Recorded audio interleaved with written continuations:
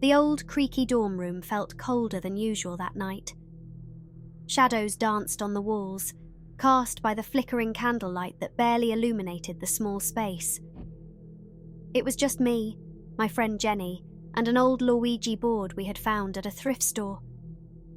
It seemed like a fun, harmless way to pass the time, maybe even scare ourselves a little. Little did we know, we were about to open a door we couldn't close. We placed our fingers lightly on the planchette and began to ask the usual questions. "Is anyone here with us?" we inquired, giggling nervously. At first, the planchette barely moved, scraping softly against the board, spelling out simple answers. Yes, no, maybe. Then, suddenly, it grew insistent, spelling out my boyfriend's name, Jonathan, over and over again, followed by strings of nonsensical letters and symbols. Jonathan AFJLK, Jonathan ZYMO. It went on and on. A chill ran down my spine, the air growing colder with each passing moment. Jenny's eyes met mine, wide with a mixture of curiosity and fear. "We need to write this down," she whispered, her voice trembling. We grabbed a notepad and began to transcribe the bizarre sequences. Once we had it all documented, we sat back, puzzled and unnerved. "What do you think it means?" Jenny asked, her voice barely above a whisper. "I have no idea," I replied, my voice shaky. "But we need to show this to Jonathan."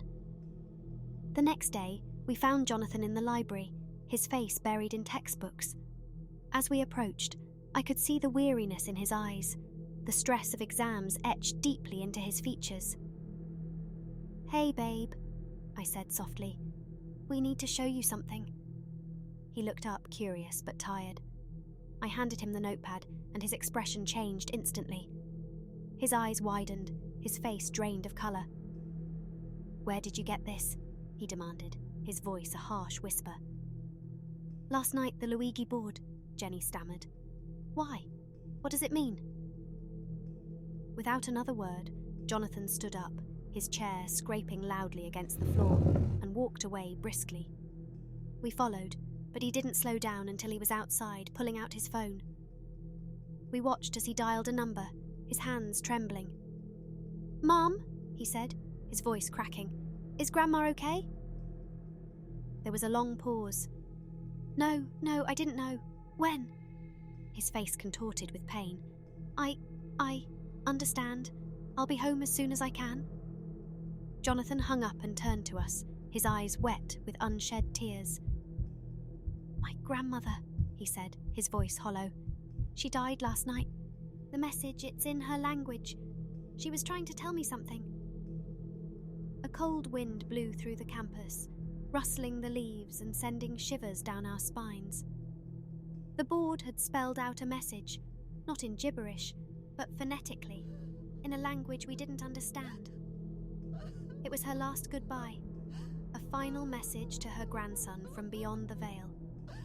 From that day forward, we never touched a Ouija board again. The memory of that night, of Jonathan's haunted eyes and the chilling message from the beyond, stayed with us.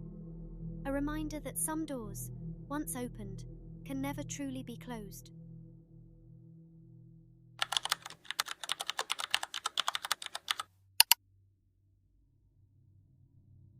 I worked as a transport technician at St. Mary's Hospital for a couple of years. The transport home base was in the basement, where all the laundry is done and supplies are sorted. It was a place that had seen better days, with flickering lights and the constant hum of industrial machines. I hated working late nights after this incident. It started on a slow night.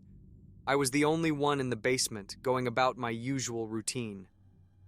Around midnight, I heard whistling at the end of the hallway near the elevator. It was a tune I didn't recognize, but it was clear and deliberate, echoing off the cold, tiled walls. I poked my head around the corner, expecting to see my only coworker on duty, but the hallway was empty. I shrugged it off. I wasn't easily spooked. Nights could be long and lonely, so I chalked it up to my mind playing tricks on me. I decided to take a break and headed to the break room. I was munching on some snacks when a loud bang echoed through the basement. Startled, I rushed into the hallway to see a hospital bed rolling down the corridor, bumping into the walls as it went. My first thought was that my coworker was messing with me. I radioed him, but he swore he was upstairs in the cafeteria. I still didn't believe him. Determined to catch him in the act, I walked past the laundry room. Just as I did, the machines roared to life.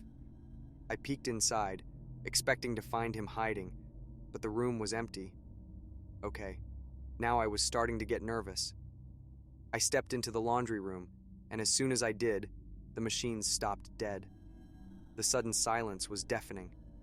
My heart raced, and a cold sweat broke out on my forehead. I backed out slowly, keeping my eyes on the machines, and headed towards the elevator. Then I heard it again, the whistling. This time, it was closer. I knew I was alone in the basement. As I stood by the elevator, waiting for the doors to open, things began to fall off the shelves down the hall. Boxes of gloves, tissues, packages of tubes, all tumbling to the floor one by one.